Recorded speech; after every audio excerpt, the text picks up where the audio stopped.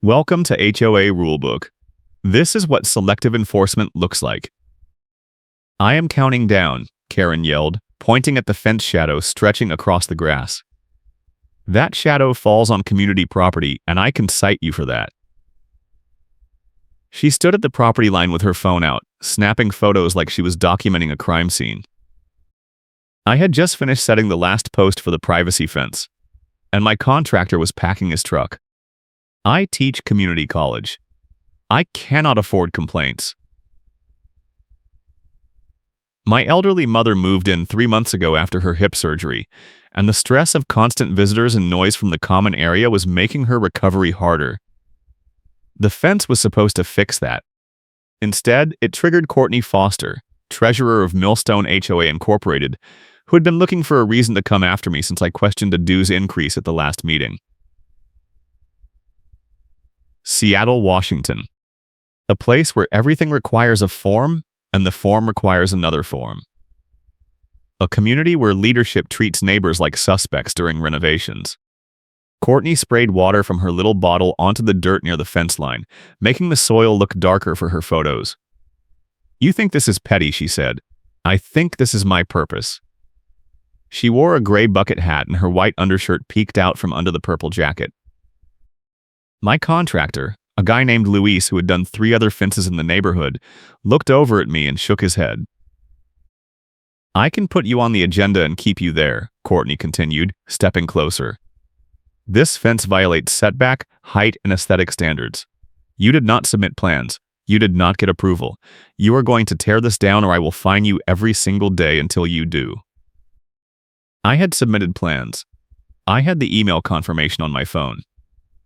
But Courtney was already walking back to her golf cart, the one with the blinking amber light that crawled behind contractor trucks all week, watching every move. She climbed in and sat there, engine idling, staring at me. Luis finished loading his tools. "Man," he said quietly, "I have worked in a dozen HOAs and this one is the worst. She has been circling my truck since Tuesday." I nodded. "I know. Just finish the rails tomorrow and we are done." Luis pulled away, and Courtney waited until he turned the corner before she drove off in the opposite direction. I stood in the yard, looking at the fence posts. They were perfectly aligned. The survey I had paid for confirmed the setback was legal. But I had a sinking feeling this was just the beginning. That night, I got an email from the management company. Subject line: Notice of violation. The body was 3 paragraphs of legalese, but the punchline was clear: remove the fence within 10 days or face a $50 daily fine. The email cited Section 12 of the Community Guidelines, which required pre-approval for any structure visible from common areas. I had that approval. I had submitted the form 6 weeks ago and received a confirmation that my request was under review. No one ever told me it was denied. I called the management company the next morning. The woman who answered sounded tired. "Millstone HOA. This is Sandra." I explained the situation, reading my confirmation number from the email. She put me on hold. When she came back, her tone had changed. "Sir, I show that your request was denied 3 weeks ago. You should have received a letter." "I never got a letter. Can you resend it?" "We do not resend. You can request a copy in writing." I paused. "In writing?" "Of course." "How long does that take?" 7 to 10 business days. I hung up. My attorney needed one more document today and the HOA was stalling to run out the clock. I had already paid for a consultation with a real estate attorney after Courtney started showing up at my house unannounced, taking photos of my yard. He told me to document everything and get copies of all correspondence. But if the HOA could just claim they sent something and then make me wait 2 weeks to prove otherwise, I was stuck. My mother asked what was happening when I came back inside. I tried to downplay it, but she saw through me. She always does. "This is about the fence, is it not?" I nodded. "The HOA is claiming I did not get approval, but I did." They are just refusing to acknowledge it. She frowned. Can they do that? Technically, no. Realistically, yes, until I prove otherwise. The next day, Luis came back to finish the rails. Courtney showed up 10 minutes after he started. She parked her golf cart at the curb and walked onto my property without asking. Luis, she called out, ignoring me completely. Do you have a permit to work in this community? Luis kept working. I have a business license and insurance, same as every job. Courtney shook her head. That is not what I asked. Millstone HOA requires vendor registration. You are not registered. If you continue working, I will have you towed. Luis looked at me. I stepped forward. Courtney, he is registered with the county. Your HOA does not have the authority to demand additional registration. She smiled. Actually, we do. Check your bylaws. And if you interfere with my enforcement duties, I can fine you for obstruction. I walked away on purpose, because I wanted her to follow and say more. She did. You think you can just ignore the rules because you teach at a college? You think that makes you smarter than the rest of us? I kept walking toward my front door. She raised her voice. I am talking to you. I turned around at the porch. Courtney, if you want to talk, put it in writing through the management company. She laughed. Oh, I will put it in writing. And I will make sure it costs you. Luis finished the rails by noon. He did not say much, just loaded his truck and left. I paid him through an app and sent a thank you message. An hour later, I got a text from him. Man, I just got a call from the tow company saying my truck was reported as an unauthorized vendor. I had to send proof of insurance and registration to avoid a tow fee. This is insane. I apologized and told him I would handle it. But I had no idea how. That evening, a new email arrived. This one was not from the management company. It was from Courtney directly, sent to my personal email address that I had never given her. She must have pulled it from the HOA directory. The subject line: Final courtesy notice. The body was short. Your fence remains in violation. You have 7 days remaining. The daily fine will begin on day 11. Failure to comply will result in a lien on your property. You think this is petty? I think this is my purpose. I forwarded the email to my attorney. He called me within an hour. This is harassment, he said. She is using her position to target you personally. We can file a complaint, but it will take time. What we need is proof that you submitted the approval request and that they are fabricating the denial. Do you have the original submission? I do. I have the email confirmation with the timestamp. Good. Send it to me. We are also going to need the HOA meeting minutes from the last 6 months. If she has been doing this to other people, it will show a pattern. I hung up and opened my email archive.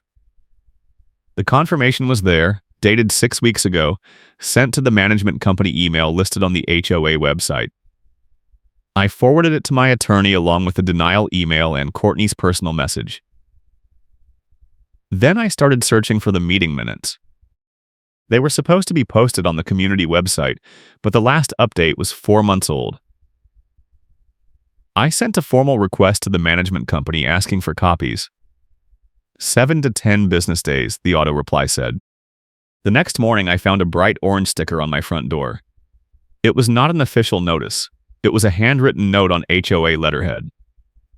Courtney's handwriting. Fence removal required.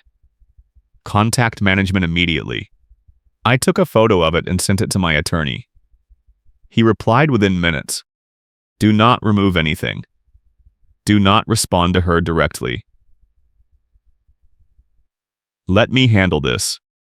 I went to work that day and tried to focus, but my phone kept buzzing. Texts from neighbors asking what was going on. Apparently, Courtney had posted cropped screenshots in the neighborhood group chat, making it look like I had built the fence without any attempt to follow the rules. The screenshots cut off the part where I mentioned submitting the approval request and only showed my response telling her to put things in writing. One neighbor, a guy named Marcus who lived 3 houses down, sent me a private message. Dude, I know Courtney is lying. She did the same thing to me last year over a mailbox. I have your back if you need a witness.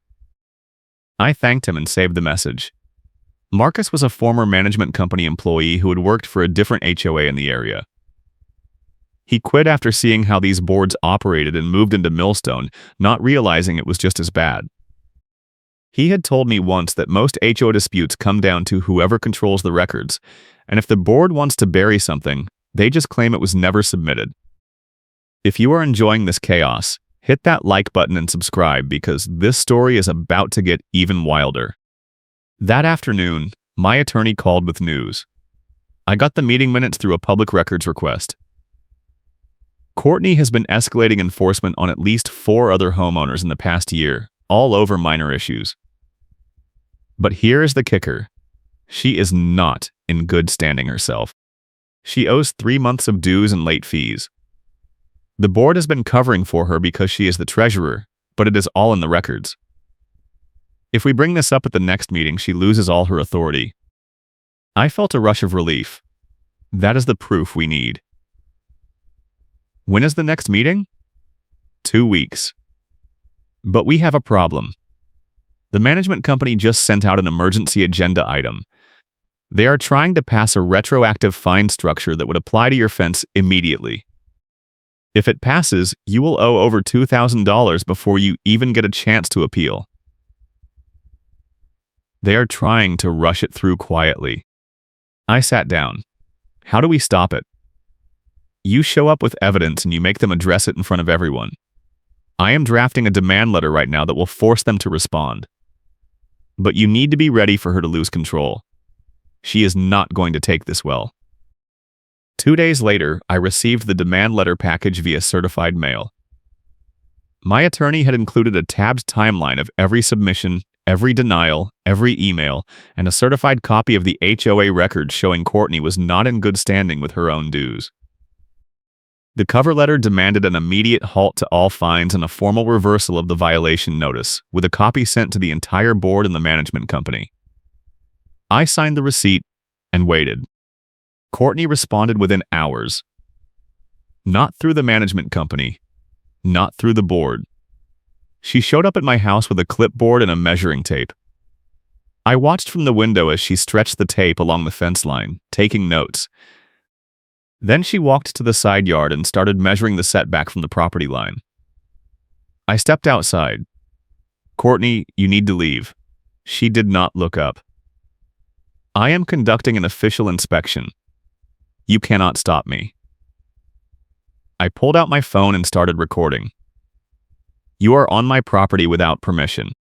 That is trespassing. She finally looked at me. I have the authority to inspect any structure that affects community property. I shook my head. No, you do not. And my attorney has already sent you a demand letter. You are done. She stepped closer. You think you are clever because you got a lawyer? I have been doing this for 6 years.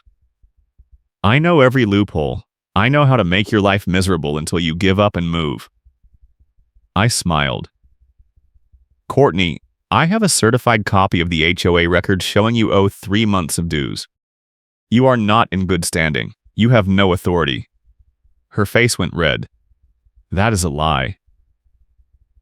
I held up my phone, still recording. It is in the meeting minutes. My attorney pulled them through a public records request. You have been fining people while dodging your own payments. She grabbed the tape measure and stormed off, muttering something I could not hear. The golf cart roared to life and she sped down the street, amber light blinking. I sent the video to my attorney with a note. She just trespassed and threatened me on camera. He replied immediately, "Perfect. Save that. We are going to need it." The emergency board meeting was scheduled for the following Thursday at the clubhouse. My attorney advised me to arrive early and hand out packets to every board member and every attendee, so Courtney could not control the narrative. I printed 20 copies of the timeline, the records, the demand letter, and the video still showing her on my property. Each packet was tabbed and labeled. Marcus offered to help me carry them in. We arrived at the clubhouse 30 minutes early.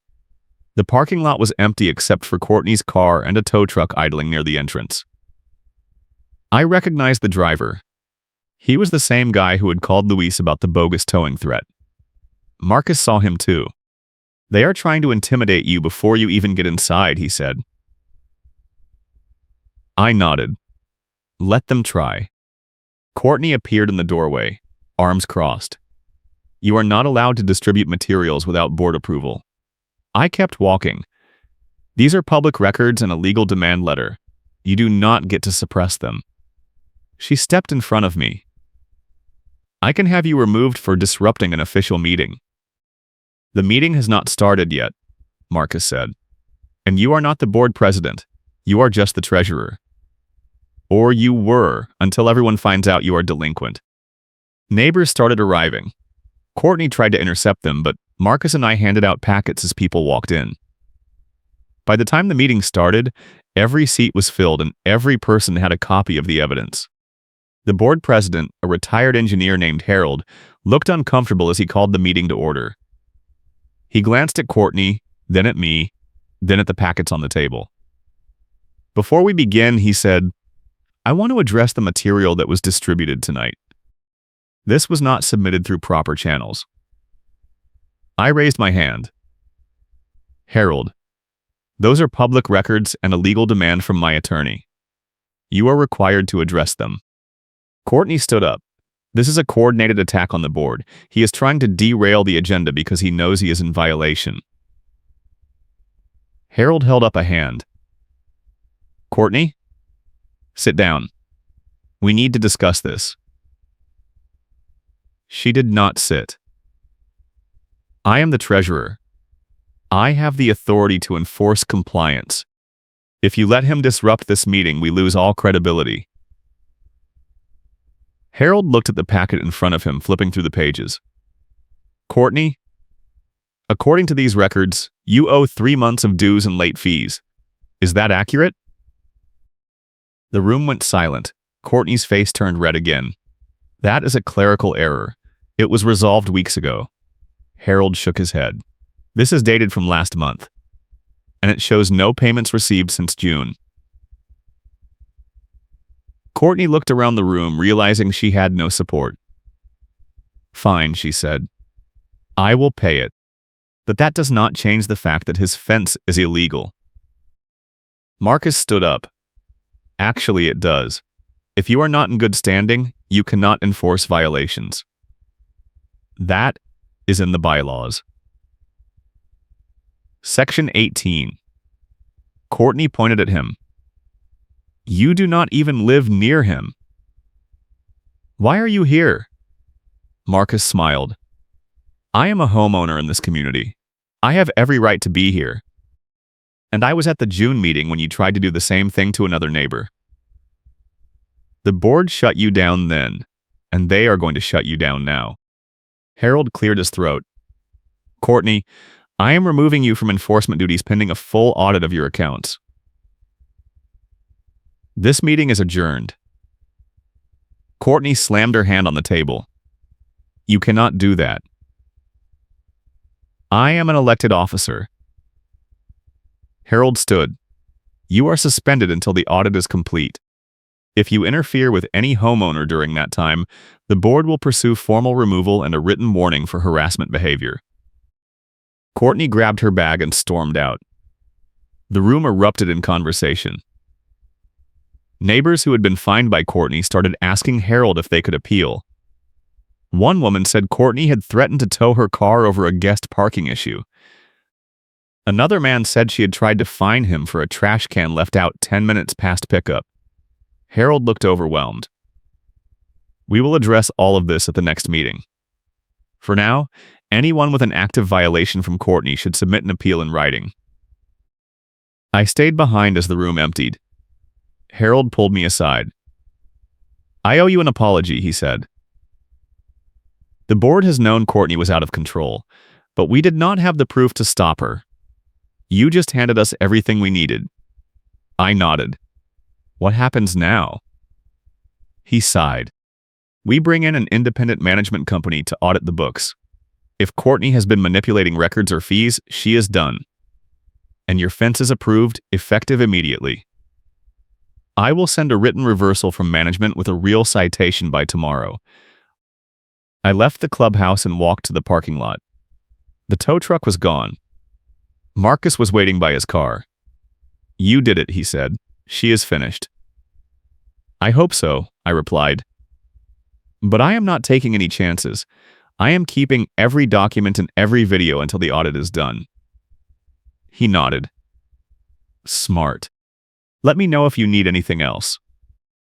The next morning, I received an email from the management company with the formal reversal. The subject line violation notice rescinded. The body confirmed that my fence was compliant with all guidelines and that Courtney Foster had been removed from enforcement duties pending an internal review. A separate email from Harold included the meeting minutes, which recorded the reversal and the reason: misuse of authority and failure to maintain good standing. 2 weeks later, the audit results came back. Courtney had been backdating notices to manufacture late fees for at least 8 homeowners, collecting payments into a separate account that was not disclosed to the board. The board voted unanimously to remove her from the treasurer position and issued a written warning for harassment behavior.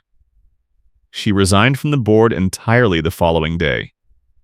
The management company refunded every bogus fee she had charged, and the neighborhood group chat exploded with relief and anger. My mother asked how it all ended. I told her the board fired Courtney and reversed everything. She smiled. Good. That woman was a menace. I agreed. And my fence is staying up. Marcus stopped by a few days later with a 6-pack. Cheers to beating the HOA, he said. We sat on my back porch looking at the fence.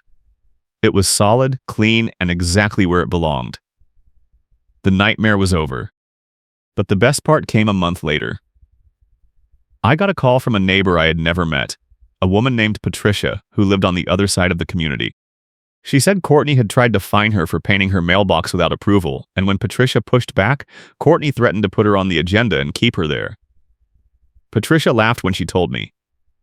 I told her I knew someone who already dealt with that line, and it did not end well for her. Word travels fast in a neighborhood like this. The fence is still standing. My mother is doing better. And every time I see that golf cart with the blinking amber light parked at the clubhouse, I smile, because I know Courtney is not driving it anymore. Stay safe, and I will catch you in the next one.